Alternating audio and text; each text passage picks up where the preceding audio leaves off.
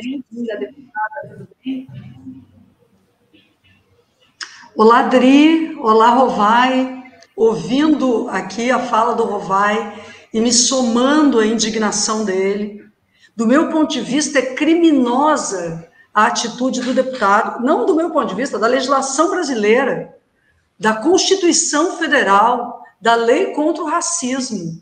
Mas é ainda mais grave, gente, quando se trata de uma autoridade pública que forma a opinião, que informa a sociedade, que tem responsabilidade com o cumprimento da lei, da ética e da própria Constituição Federal. Eu considero algo vergonhoso e lamento.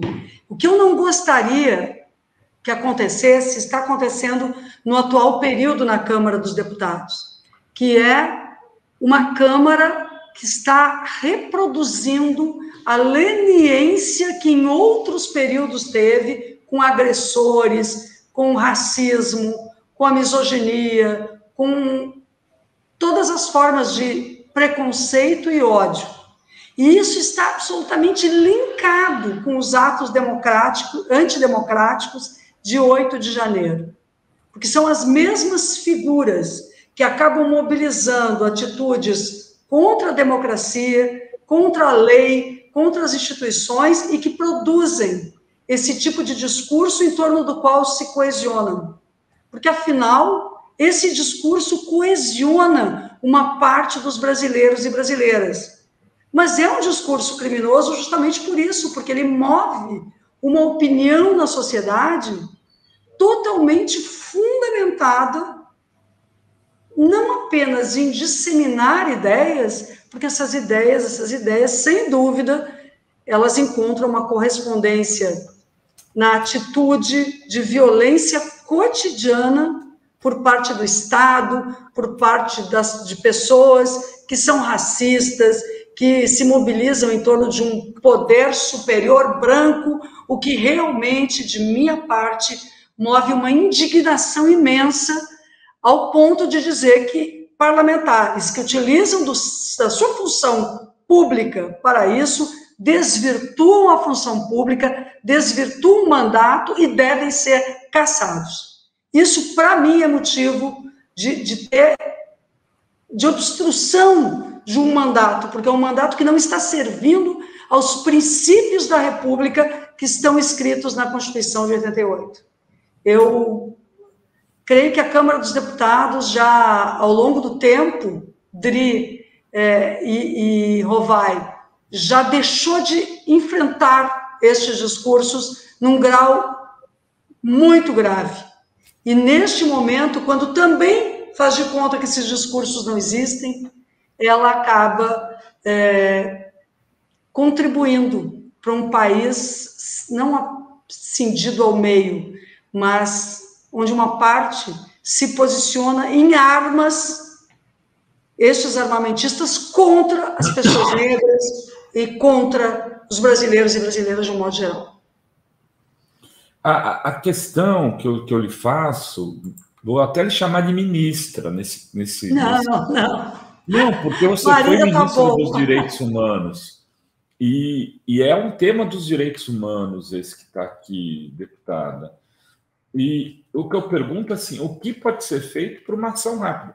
Porque, assim, quando um jogador de futebol é atacado por um torcedor no estádio no Brasil, se flagra o torcedor, Maria do Rosário, ele sofre um processo rápido, o clube já identifica, passa para a polícia vai atrás, muitas vezes não vai dar em prisão, mas rapidamente tem uma ação.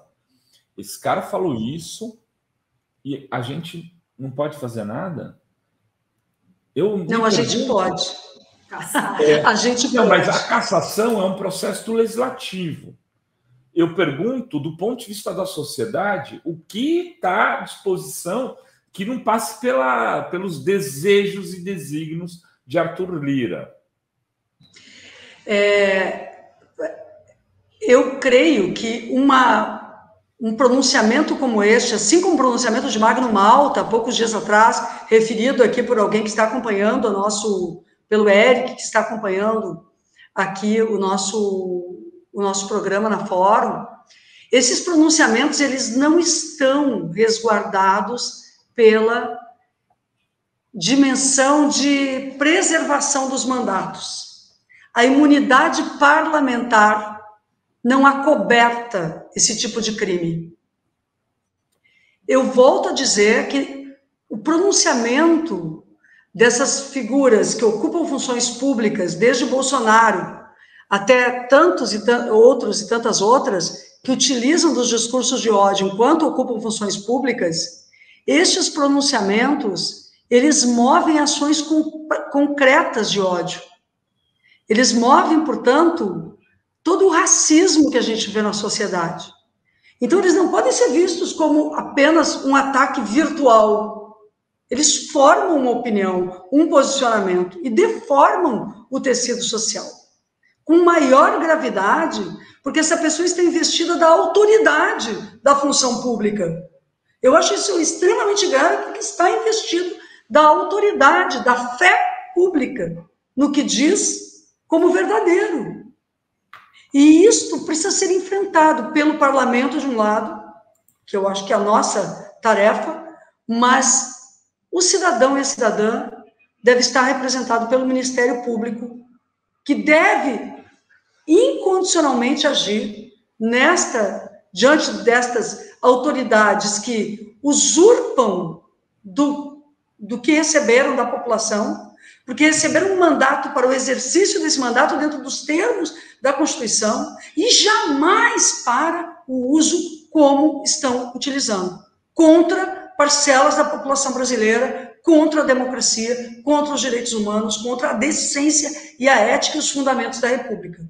Então, este parlamentar, ele pode também, que é o caso que eu aí, como depoimento, deixo registrado aqui para vocês, que quando denunciei aquele ex-deputado, então, que acabou se tornando, lamentavelmente, para o Brasil, presidente do Brasil, quando eu fiz a denúncia, a Câmara dos Deputados arquivou a denúncia contra ele.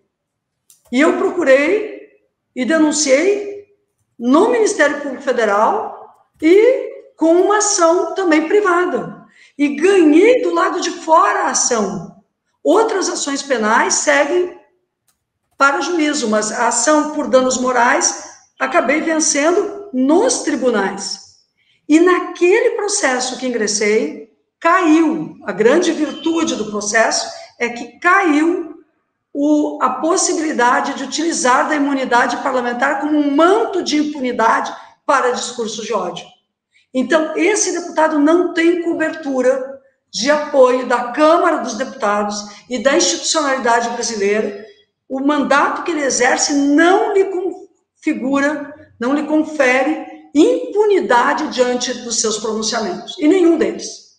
E está faltando também, se a Câmara não toma providências, o que lamento, está faltando também, de parte do Ministério Público, ações específicas no ambiente da sociedade, ações judiciais, todas as pessoas atingidas, todos os negros e negras a essa altura do Brasil, podem acionar contra esse parlamentar, estão legitimamente fundamentados diante de um ataque tão perverso e vil como ele utilizou. O deputado, eu fui aqui na Wikipedia do Gustavo Gayer, assim, primeiro ele tem essa história de ter matado duas pessoas, né, uma mãe, atropelado, né? E matou, se eu não me engano. Mas o que mais me chamou a atenção na biografia, além de ter esse caso absolutamente mal explicado, né, é que ele é filho da delegada vereadora e deputada estadual Maria da Conceição Gayer, falecida em 2006 e que no início dos anos 80 militou contra a ditadura militar. E em outubro de 2020, ele disse numa entrevista que seu pai abandonou a mãe ainda grávida e que ele foi criado por um irmão LGBT 10 anos mais velho. Quer dizer, ele é filho de uma pessoa que lutou contra a ditadura militar, foi criado por irmão LGBT e se presta... E é negro. Dá para classificar ele como um homem negro. olhando as imagens, eu não vejo uma pessoa, um branco ali, sabe? Eu não vejo. Ele tem uma origem, em algum momento, de africano na origem. O que é mais... que deveria ser um motivo de orgulho, né? Pois é, o que é mais assombroso, né? Mais assombroso, né? Porque há aí uma utilização desses personagens, como aquele Sérgio Camargo, né? Que foi presidente da Fundação Palmares. O pai era um intelectual de esquerda. O pai era um intelectual de esquerda. E os irmãos permaneciam na militância, inclusive, muito envergonhados do que fazia ele, né, à frente da fundação, que fez ele à frente da Fundação Palmares. É terrível isso, né? É aquela coisa que você acaba ficando aonde que aconteceu o erro aí na formação de pessoas. E essa frase foi dita por ele, Rovai? Ou por alguém, por algum outro? Ele está num podcast e... Dri pode ler. Na verdade, ele fala assim, o Brasil está emburrecido. Aí você pega e dá um título, eu não posso passar o vídeo, tá? Por causa de direitos autorais. Ele diz, aí você pega e dá um título de eleitor para um monte de gente emburrecida. Aí o que está entrevistando, o apresentador, chama Rodrigo Tchorró. Como é que você quer que a democracia dê certo? Aí ele diz, não tem como, Gustavo. Aí esse Rodrigo que fala, sabia que tem macaco com QI de 90? O QI na África é de 72. Não dá para a gente esperar alguma coisa da nossa população. O podcaster também tem que ser responsabilizado, né? Aí Gustavo Gayer diz, sim, eu vi isso aí. Aí esse Rodrigo fala, o QI na África é de 72, não dá para a gente esperar alguma coisa da nossa população. Aí ele responde, o Gustavo Gayer, que é o deputado. Aí você vai ver na África, quase todos os países são ditaduras, quase tudo lá é ditadura. Democracia não prospera na África, por quê? Para você ter democracia, é preciso ter um mínimo de capacidade cognitiva para entender o bom e o ruim, o certo e o errado. Tentaram fazer democracia na África várias vezes, o que acontece? Um ditador toma tudo e o Brasil está desse jeito. Lula chegou à presidência, o povo burro. E picanha, cerveja. Então ele não fala a frase, ele concorda com a frase, concilia com a frase e acrescenta dados para com... Eu até achei que ele tinha falado quando você leu a primeira vez, mas de qualquer maneira, quem dá argumentos para o nazista né? Eu também achei inicialmente que ele tinha falado, mas o fato é que, de fato, ele participa de um momento como esse e não contesta a frase em nenhum momento. Agora, a responsabilidade nossa é muito grande. Eu acho que a Câmara realmente tem que primar por maior qualidade, por uma atividade mais séria, por princípios públicos. Eu creio que é esse o objetivo que nós devemos ter como parlamento. Nós estamos numa legislatura extremamente complexa, num momento complexo para o Brasil. Não está curado o momento que tivemos no 8 de janeiro. Tanto a CPI do 8 de janeiro, quanto a CPMI do 8 de janeiro, quanto a CPI, essa absurda, contra o MST, demonstram, na verdade, o quanto a democracia brasileira está sendo fustigada. E, ao mesmo tempo, e por outro lado, eu vejo materiais e o relato de cada dia do governo do presidente Lula é a tentativa de recuperar o tempo perdido, ou seja, o Brasil ter a oportunidade de novo de se desenvolver, ter um projeto de desenvolvimento. O Lula deve vir ao Rio Grande do Sul na sexta-feira, ele vai a lugares muito simbólicos aqui no estado do Rio Grande do Sul, vai em Viamão, que é uma cidade ao lado de Porto Alegre, uma querida cidade ao lado de Porto Alegre, para a inauguração de um programa do Minha Casa Minha Vida, que vem desde os períodos da Dilma sendo construído, vai ao Hospital de Clínicas de Porto Alegre, que foi importantíssimo no enfrentamento à Covid, e que teve 2 prédios construídos também por iniciativa lá do governo da presidenta Dilma, por iniciativa do próprio governo do presidente Lula, e que depois vieram a ser concluídos, mas essa inauguração tem o símbolo de quem começou a obra poder concluir no atendimento da população na área de saúde. Então, eu acho que o Lula está muito vinculado a essas coisas concretas do atendimento da população. e vejo que a Câmara precisa sair desta pauta de extrema-direita para conseguir fazer um trabalho também vinculado ao projeto de desenvolvimento nacional e ao que interessa para o nosso povo, que é a qualidade de vida, superação da pobreza extrema, da fome e uma vida com qualidade para a nossa população.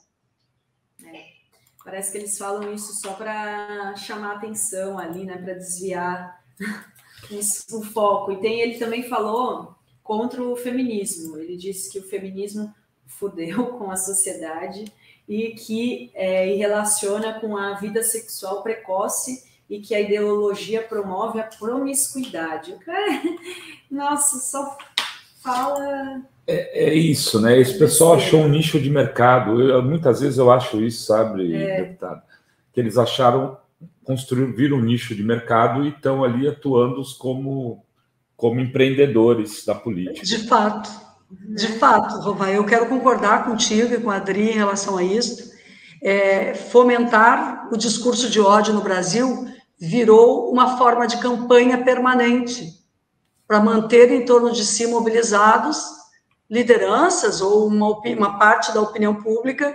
E o pior dessa atual legislatura e da anterior é que há uma competição sobre quanto pior, melhor.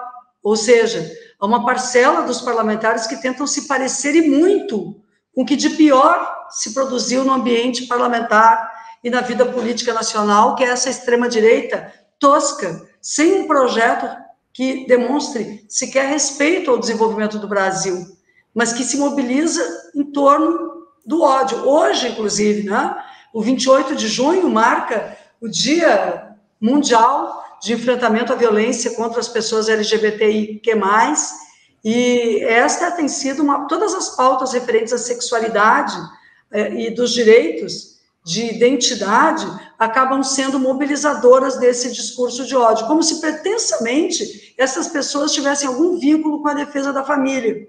Eu sempre faço o enfrentamento dessa lógica, porque esse discurso preconceituoso, em nada ele pode ser confundido com a defesa da família.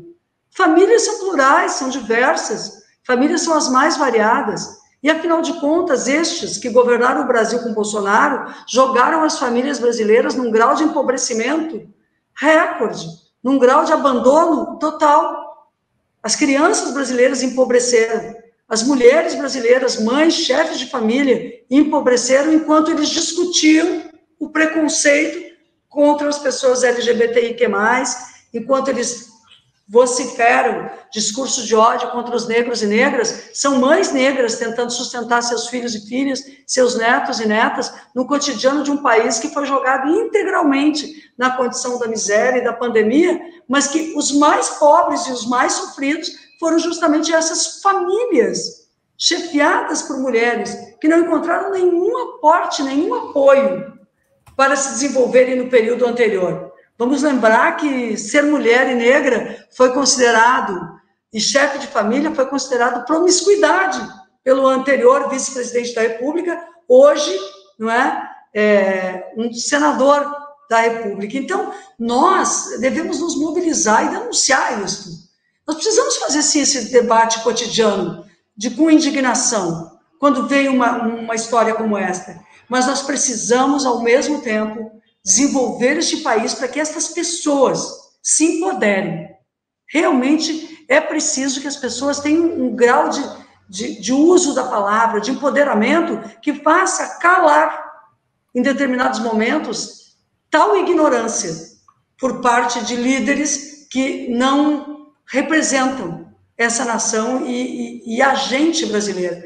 Eu li aqui também nos comentários que esse Congresso é um espelho da sociedade. Eu não creio que o Congresso, lamentavelmente, ainda que tenha os votos do conjunto da sociedade representados dentro do parlamento, ele não espelha a sociedade brasileira real, porque ele é fruto também de um uso abusivo do poder econômico, das redes sociais, de uma mobilização pelo ódio. Então, eu acho que nós também precisamos disputar melhor o Congresso Nacional para o próximo período. Este que está aqui e o que virá. Afinal de contas, nós devemos nos perguntar por que as pessoas elegem Lula e acabam elegendo parlamentares tão desqualificados. Está na hora de nós termos uma atenção mais especial também para o voto no parlamento e para a contribuição e responsabilidade que o parlamento deve ter diante da democracia de um país e da cultura, da formação cultural de um país. Deputada, desculpa, Adri. Não, tá bom, pode falar. Não, eu só ia aproveitar para falar do poder do Centrão, que se mostrou muito eficiente para a eleição do poder do Lira, para a eleição desse Congresso que está aí, e está agora com a faca no pescoço do Lula, pedindo, entre outras coisas, o Ministério da Saúde. Né? Parece que até o Ministério de Esportes. Eu tinha uma outra informação, que era o Ministério da Saúde, Embratur, Correios e Turismo. Né? Mas então, tem alguns colegas da mídia falando em Ministério dos Esportes também.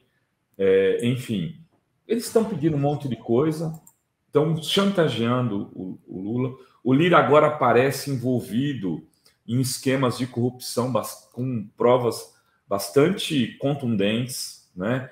Aquele bilhetinho lá com anotações, não é só um bilhete solto. Ele tem ali ligações diretas com o dia que ele teve no Emiliano, no hotel em São Paulo. Então, como é que está isso tudo no Congresso? Eu sei que está todo mundo no São João, mas como a senhora está lendo todas essas movimentações de um lado do Centrão e de outro de uma certa, digamos assim, de uma carga contra o Lira, que vem de investigação, que pode enfraquecê-lo?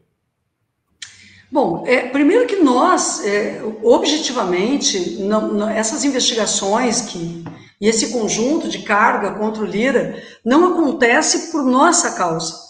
Ou seja, não somos nós da esquerda ou da base do presidente Lula que estamos movendo isso. Porque pode parecer, em algum momento, que a gente está fazendo o que fizeram contra nós, colocando a Polícia Federal, enfim, a investigar, atacar quem quer que seja. Não somos nós. Eu acho que é importante dizer isso, sabe? Eu acho importante, porque, primeiro, que nós temos consciência, e eu tenho consciência, Rová e Adri, quero dizer isso de forma transparente para as pessoas que estão nos assistindo, que não ter maioria no Congresso Nacional, não ter maioria na Câmara dos Deputados, exige de nós um grau de diálogo importante, fundamentado, com setores que não comungam das nossas posições políticas e ideológicas. Essa a decisão sobre o Congresso foi tomada no mesmo dia da eleição do primeiro turno. Quando há 4 blocos dentro da Câmara dos Deputados mais significativos.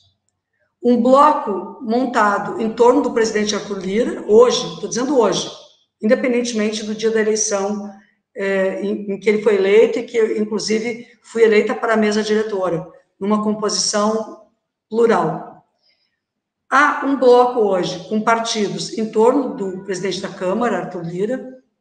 Há um segundo bloco organizado com o MDB, dentro da Câmara dos Deputados, que é o segundo maior bloco. Há o PL como partido, terceiro maior bloco, no caso partido, e há o 4º maior bloco, 4º lugar, que é a Federação Brasil da Esperança, que somos nós, o PCdoB e o PV. Depois ainda tem o PSOL e a Rede. Veja, nós somos o 4º bloco com a federação.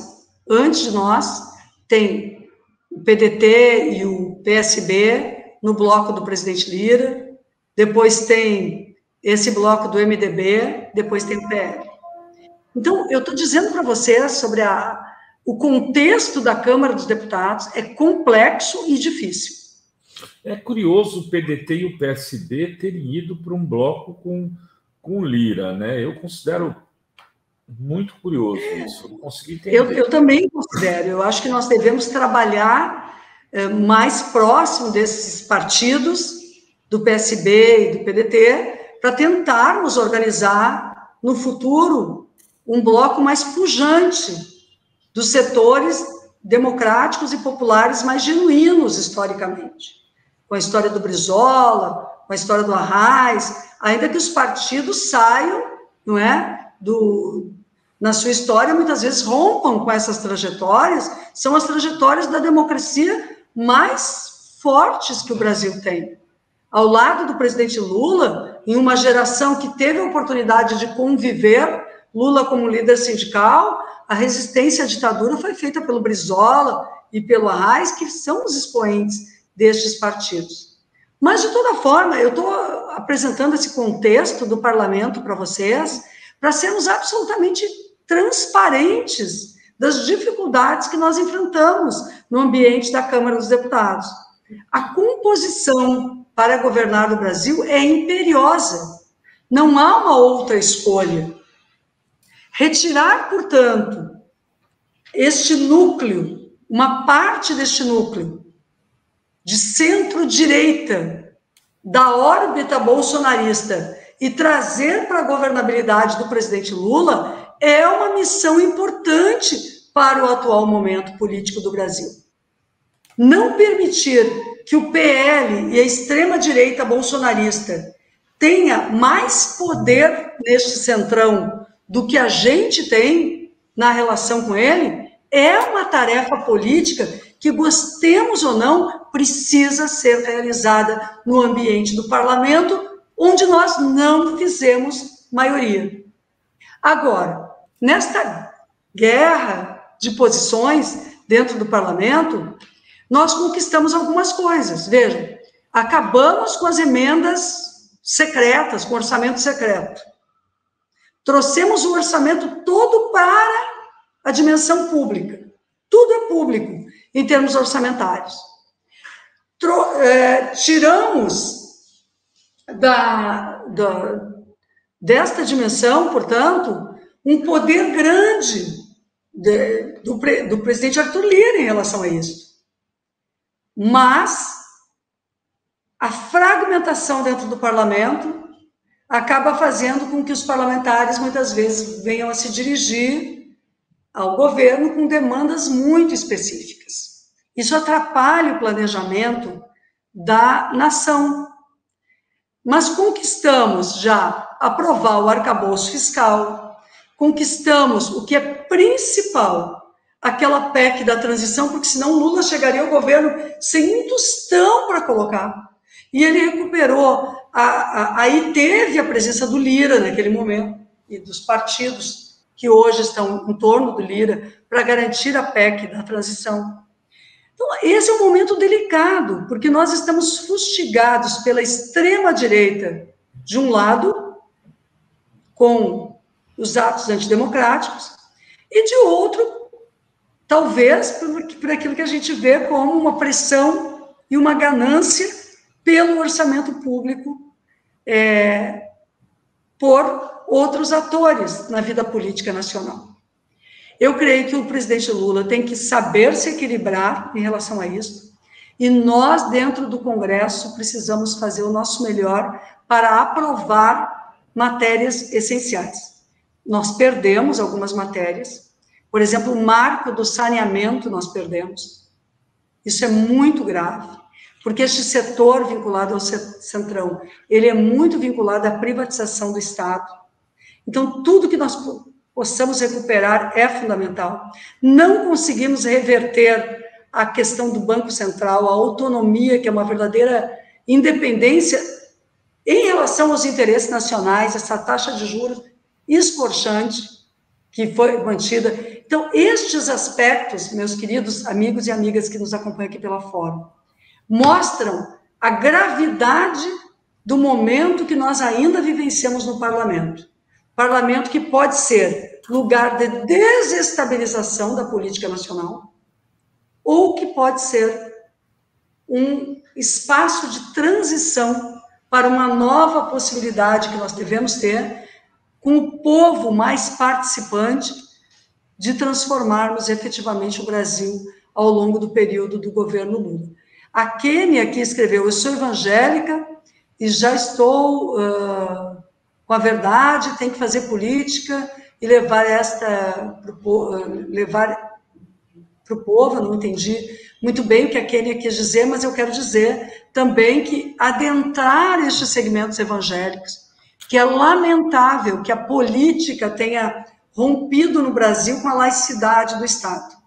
Então, nós passamos a ter, de um lado, os discursos de ódio como catalisadores e, de outro lado, discursos religiosos como forma de mobilização dos interesses políticos de pessoas que não são verdadeiramente cristãs ou que não estão verdadeiramente pautados por uma dimensão cristã. Eu não sou a pessoa que julgo os demais quando fazem o discurso religioso, mas quando a religiosidade se mistura com a política para fazer valer o discurso de ódio, eu fico pensando realmente que nós estamos tendo um uso das religiões e dos evangélicos e da Bíblia, sobretudo, contrariamente ao que ela própria prega, sobretudo no Novo Testamento. Esses discursos de segmentos evangélicos dentro da Câmara dos Deputados, muitas vezes, se coaduna muito mais com pronunciamentos pelo ódio, que são contrários ao posicionamento cristão, onde tudo que é pautado é uma pauta pelo respeito e pela dignidade humana e pelo amor, sobretudo pelo amor ao próximo. E, Rosário, agora o Bolsonaro está prestes a ficar inelegível, né? O julgamento vai ser retomado amanhã e a expectativa é que não tem como ser revertida a inelegibilidade dele. Isso, a senhora acha que vai influenciar no bolsonarismo e no parlamento ali, na base bolsonarista? Terá alguma influência a inelegibilidade dele? Adri, eu creio que o impedimento da candidatura de Jair Bolsonaro no futuro pelos crimes que cometeu deve afetar, sim, o bolsonarismo no Brasil. A extrema-direita deverá procurar outra candidatura, mas as candidaturas que a extrema-direita tem não têm, por óbvio, o mesmo apelo e força popular daquilo que eles foram construindo ao longo dos anos com a liderança nefasta, mas sem dúvida exercida por Bolsonaro nesses segmentos de atiradores, armamentistas, racistas, misóginos, figuras mobilizadas e que mobilizam inclusive os aspectos da religiosidade para essa política do ódio e da destruição. Bolsonaro cumpriu um papel para o neoliberalismo também, então ele não é só o discurso do ódio, ele é a mobilização pelo ódio, a manutenção de uma base de apoio pelo ódio, mas o interesse dele econômico é total. Ele criou e se mobiliza economicamente por interesses estrangeiros, alheios aos interesses do Brasil, longe de um projeto de desenvolvimento nacional, vendeu a preço de banana estatais, o patrimônio público foi colocado e o orçamento público foi privatizado, então ele na verdade, um grande interesseiro, um grande serviçal de empresas contrárias ao interesse do Brasil. Os interesses econômicos do Brasil foram muito prejudicados ao longo do governo Jair Bolsonaro e continuam sendo prejudicados pelos efeitos da taxa de juros de quem ele deixou ali. Então, nós sabemos muito bem a quem ele serve economicamente. No fundamento das atitudes de Bolsonaro está também a pauta econômica. Então, eu não tenho nenhuma dúvida que os setores mais radicalizados do neoliberalismo vão tentar também pautar e construir lideranças políticas capazes de preencherem essa lacuna. Mas esse apelo à dimensão do ódio, esse apelo terá dificuldade de ser preenchido no próximo período. Eu só quero fazer uma referência aqui, que às vezes as pessoas dizem, o Lula foi impedido de ser candidato e agora o PT observa o que acontece com o Jair Bolsonaro e não vê que essa atitude, enfim, como se fosse a mesma coisa. Não é. Lula não era um criminoso, ele foi impedido de ser candidato por um processo fraudado por um juiz ladrão, obviamente, por alguém que, inclusive, com promotores como o Deltan Dallagnol, que agora não conseguiram sequer a manutenção do seu mandato por crimes cometidos. Então, eu não tenho nenhuma dúvida que são questões diferentes. Bolsonaro cometeu graves crimes, o que está em juízo agora na ação do PDT é aquilo que ele fez contra o Brasil no processo eleitoral, inclusive aquela relação dele contrária ao Brasil na reunião com embaixadores e embaixadoras, onde ele tentou mobilizar um golpe de Estado, o ataque às urnas eletrônicas em meio ao processo eleitoral, e se não bastasse tudo isso, a minuta da preparação do golpe. Então nós estamos aqui diante de situações muito diferentes. O PT quer que seja cumprida a lei em relação a Jair Bolsonaro. E, portanto, o impedimento de nova candidatura por ele é diante daquilo que ele cometeu, com um juízo absolutamente limpo e transparente, onde ele tem direito à defesa. Isso não aconteceu para o presidente Lula. O presidente Lula não teve direito à defesa. O presidente Lula foi atacado em todos os momentos por um juiz num jogo de cartas marcadas, em um processo que visava exclusivamente favorecer a candidatura de Bolsonaro. E esse juiz acabou virando ministro do governo Bolsonaro. Então, são questões muito diversas. Não confundam uma questão com outra. Agora, Bolsonaro deve pagar por seus crimes. E o mínimo é pagar pelos seus crimes eleitorais. Eu creio que existem outros. Ele vai acabar respondendo em tribunais internacionais pelo genocídio no Brasil, da população em geral. Ele alargou o conceito de genocídio no Brasil, não apenas a uma população específica, mas a população de um modo geral, pela sua atitude anticientífica, de impedir a vacina, por tudo que ele realizou naquele período, pela cloroquina, pela desinformação, ele será responsabilizado ainda em tribunais internacionais. Então, é o começo da destruição de uma figura política tão lamentável para a nação brasileira como Jair Bolsonaro. Mas outros irão com ele, porque essa CPI dos atos antidemocráticos vai chegar também nos financiadores. E certamente devem ser responsabilizados para que não financiem golpes, mais uma vez. Nós não podemos nos calar diante disso. Talvez os Estados Unidos, neste caso, sejam um bom exemplo para ser seguido, eles que são tão amantes da lógica norte-americana. Neste caso, o processo sobre o que aconteceu no Capitólio, eu acho que é um bom exemplo do que nós devemos vir a fazer no Brasil sobre a responsabilização destes golpistas que cometem muitos outros crimes além destes. Deputado, eu chamei aqui o seu companheiro de partido, João Pedro de Oliveira Mercês, que quis vir lhe dar um beijo. Aqui eu falei, deixa o João Pedro subir, nosso desenhista autista, embaixador do autismo na Bahia agora, ele foi eleito. Maravilhoso, sempre, né, Alvai? Obrigado, eu amo muito vocês. Quero dizer para você, minha amiga Maria do Rosário, uma coisa que eu sempre falo. Eu, nesses últimos anos, aprendi muita coisa sobre política, tomei algumas lições, me arrependi de ter acreditado nessa lava-jato, de ter falado com algum desses bolsonaristas lavajatistas mentirosos, de ter caído nas mentiras deles. Hoje sou filiado ao PT, então eu liguei de estar ajudando vocês, que são os meus melhores amigos na luta pelo meu Brasil. Eu sou uma pessoa hoje muito importante. Inclusive, eu estou muito feliz desde o domingo passado, dia 18, que foi o dia do orgulho autista, porque eu ganhei o Alexandre de Moraes como meu amigo, e também estou muito feliz porque ontem, na segunda-feira, uma mulher que é ex-porta-voz da Casa Branca dos Estados Unidos falou comigo no Twitter e está me seguindo. Só esse João Pedro vai longe, viu? Vou longe mesmo. Eu tenho muito orgulho de ser uma pessoa hoje muito importante, de ter ajudando vários amigos meus na luta. E tenho orgulho de ser essa pessoa muito importante hoje. Eu sempre falo que o autismo não impede nada da pessoa brilhar e fazer o que ela quer e sonha. E eu sou exemplo disso com o maior orgulho, eu.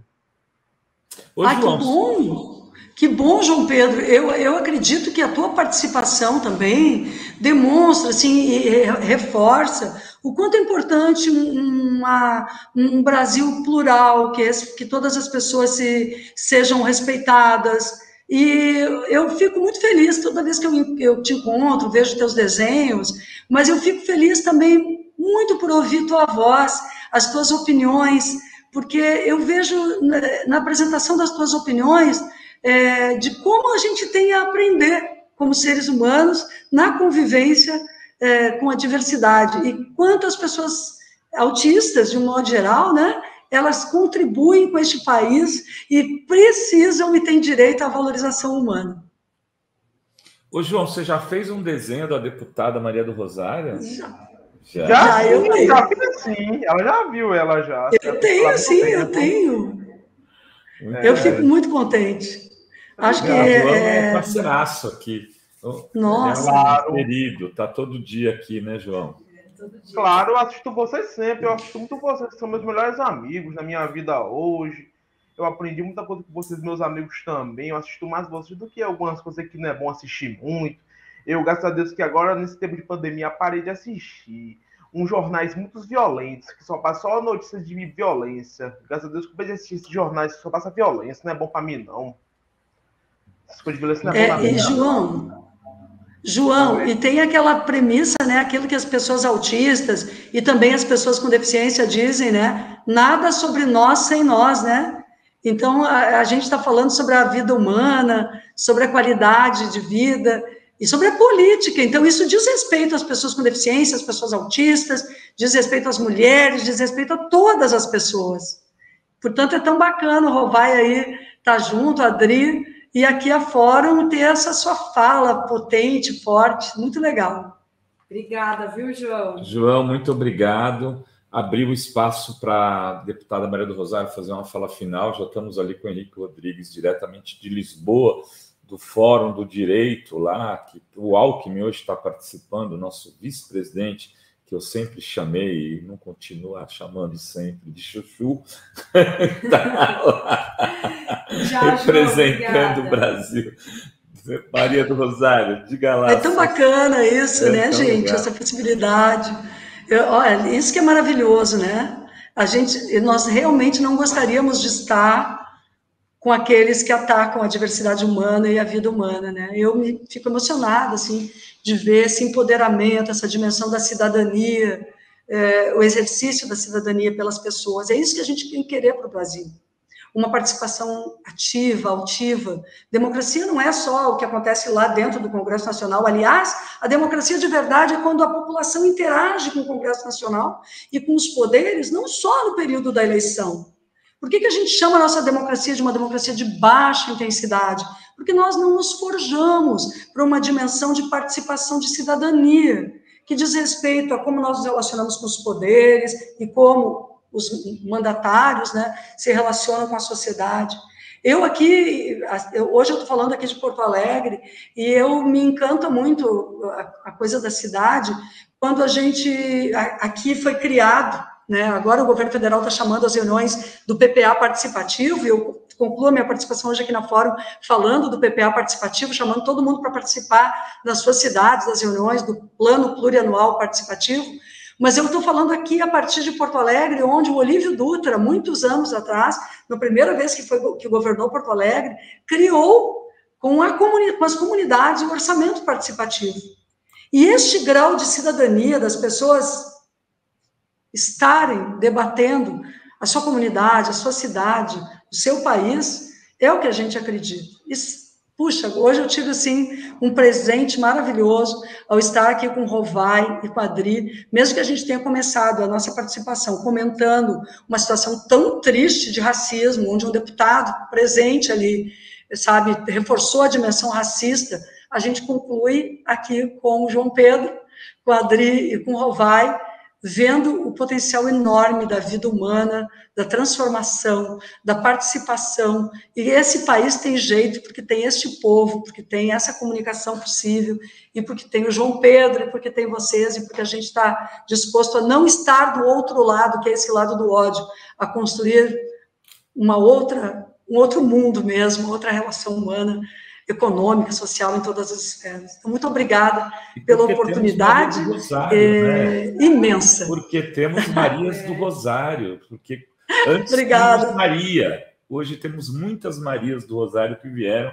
por conta do que esta Maria do Rosário que está aqui fez brotar. Com certeza. Obrigado. Obrigadão.